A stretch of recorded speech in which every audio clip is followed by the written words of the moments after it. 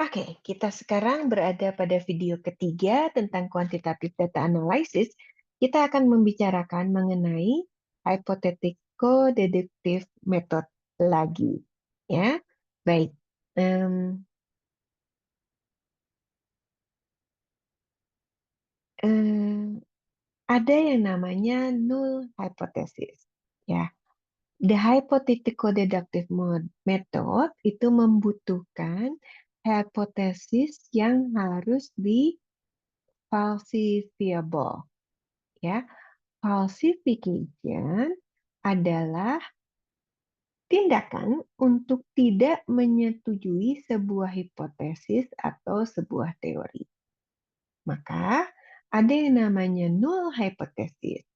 Ya, null hypothesis adalah hipotesa yang memang di set up, dirancang untuk di-reject, ya, untuk dibantah. Oke. Nah, supaya apa dibantah? Supaya kita bisa mensupport alternate hypothesisnya. Ya. Null hypothesis selalu diasumsikan betul sampai uji statistik membuktikan berbeda, ya, mengindikasikan otherwise. Ya. Nah, didasarkan pada sampel data,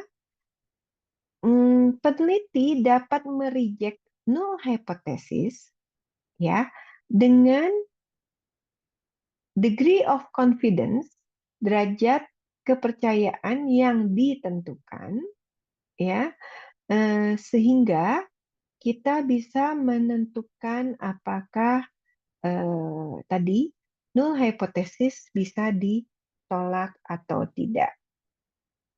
Oke. Nah, ketika kita tadi itu null hypothesis, ya, ada istilah berikutnya yaitu error dan statistical power. Ya, ada dua macam error dalam membuat kesimpulan dari hipotesis.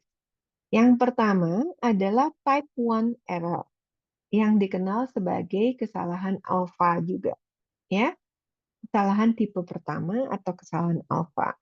Ya, kesalahan tipe pertama adalah untuk mereject,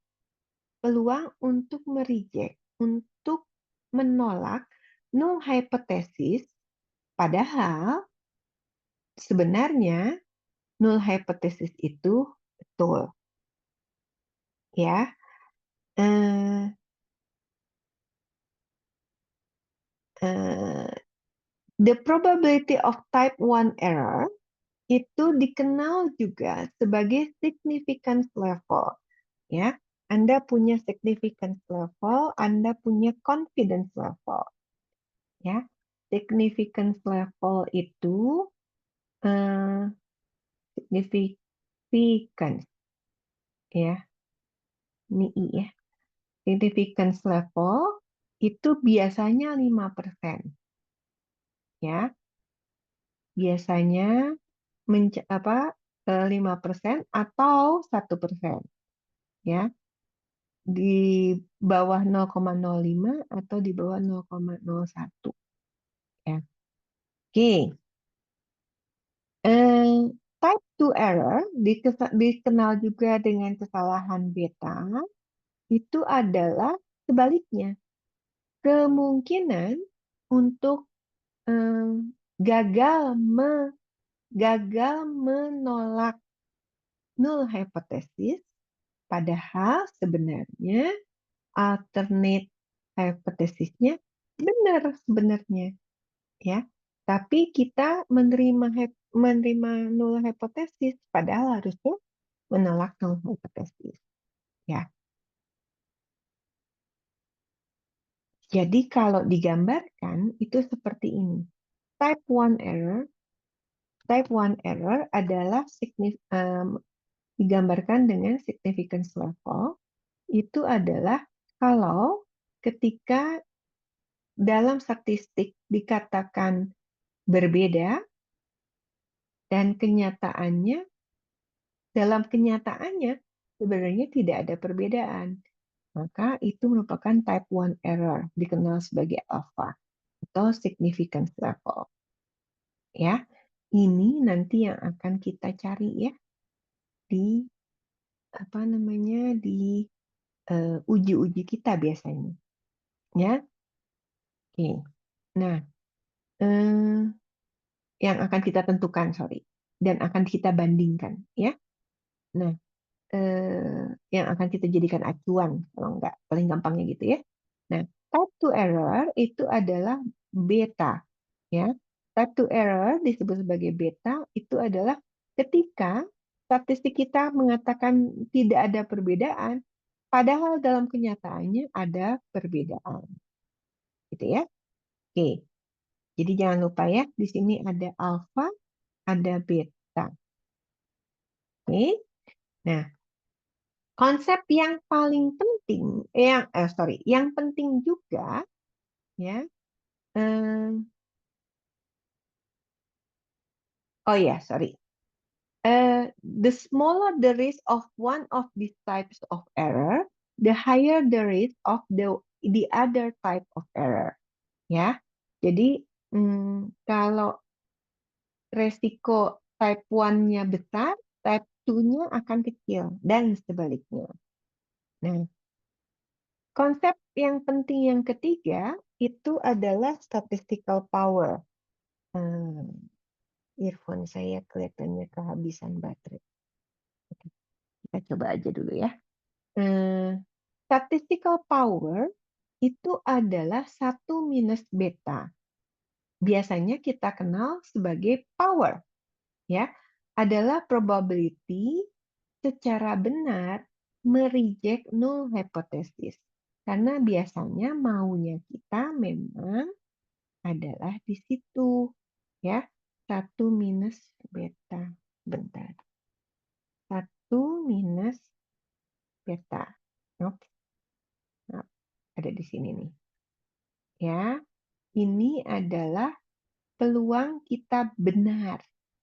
Ya, mereject null hypothesis. Ya, peluang kita secara benar menolak null hypothesis. Ya, power is the probability that statistical significance will be indicated if it is present. Ya, peluang untuk mereject null hypothesis dengan benar dan kondisinya benar. Ya, nah, kok balik lagi ke sini. Oke. Nah, jadi kita punya alfa, ya. Kenapa alfa? Oke. Jadi ini saya ingin menjelaskan tentang statistical power ya. Kenapa alfa menentukan statistical power? Jangan lupa gambar di sini ya. Katanya tadi kalau alfanya besar, kalau si alfa besar, sorry kepencet. Kalau si alfa besar, ini besar. Kalau alfa besar, maka beta akan kecil. Kalau beta besar, alfa akan kecil. Kalau beta besar, ya, maka powernya akan kecil. Maka sekarang ya, kalau ini besar, ini akan kecil. Kalau ini kecil, ini akan besar. Benar ya? Jadi, alfa juga akan menentukan statistical power. Ya, dengan demikian, jika alfa mendekati zero, maka probability untuk mendapat probability of finding an effect when there is an effect decrease. Ya, jadi kalau alfanya mengecil, maka kemungkinan eh, apa? Kemungkinan kita menemukan signifikan atau kita menemukan bahwa kita harus menolak hipotesa alternatif, kita harus menerima hipotesa alternatifnya menjadi turun, gitu ya. Nah, maka semakin rendah alfa, semakin rendah pula power, ya. Semakin tinggi alfa, semakin tinggi pula power, ya. Berikutnya adalah effect size. The size of a difference or the strength of the relationship in the population. Semakin besar perbedaan atau semakin kuat suatu hubungan di dalam sebuah populasi, itu akan lebih mudah, atau gampangnya gini deh, perbedaan yang besar atau hubungan yang kuat itu akan lebih mudah ditemui, dapat lebih mudah diidentifikasi daripada eh, perbedaan yang kecil dan hubungan yang lemah, gitu ya. Oke, berikutnya yang ketiga adalah statistical power, itu akan bergantung juga pada sample size. Jadi power akan menjadi lebih besar ketika alfanya besar. Power akan lebih besar ketika hubungannya kuat, ya, dan hubungannya kuat dan perbedaannya jelas, gitu ya. Power akan menjadi lebih besar ketika sampel size-nya lebih besar. At a given level of alpha akan meningkatnya sampel size akan menciptakan power yang lebih baik, ya. Jadi dengan alfa yang sama, ketika alfanya tertentu, ya, meningkatnya sampel size akan memberikan power yang lebih besar.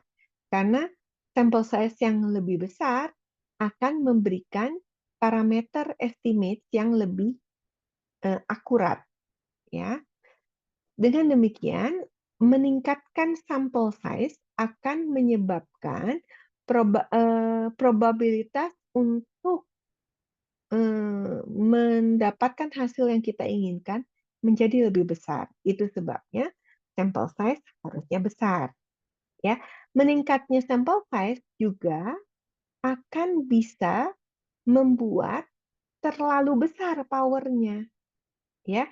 Sehingga efek yang kecil aja akan membuat secara statistik menjadi signifikan, ya. Oke.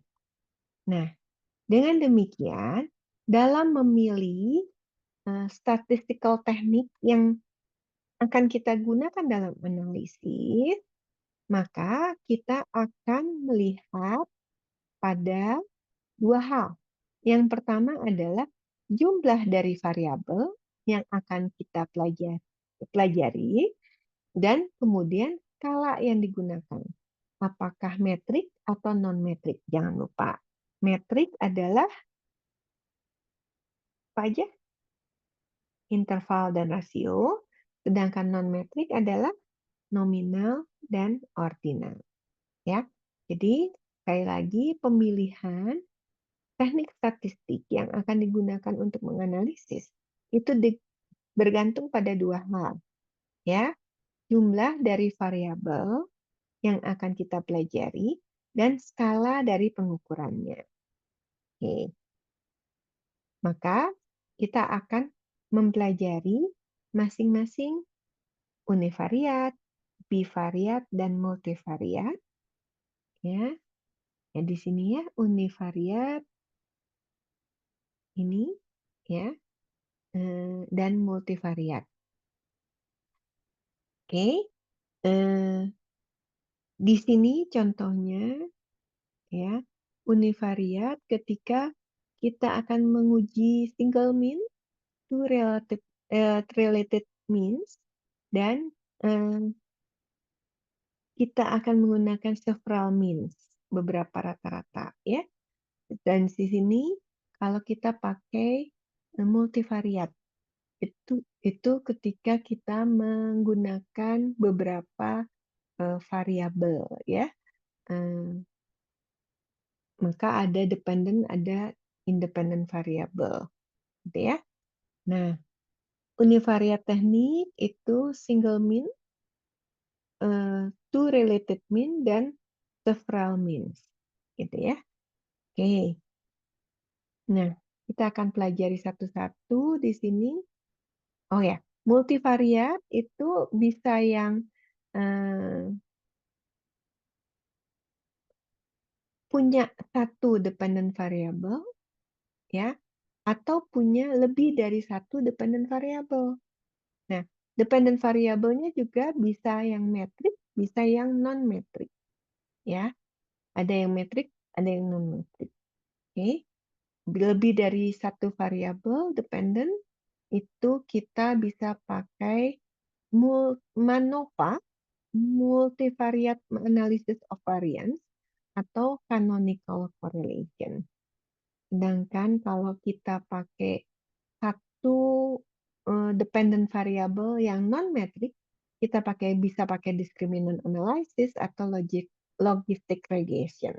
Sedangkan kalau kita punya satu dependent variable, yang sifatnya metrik, kita bisa pakai ANOVA. Di sini ANOVA, analysis of variance ya, atau analysis of covariance ya, dan multiple regression analysis bisa kalau independent variabelnya banyak gitu ya, dan bisa juga conjoint analysis. Oke, baik, univariate data analysis kita akan bahas pada video berikutnya.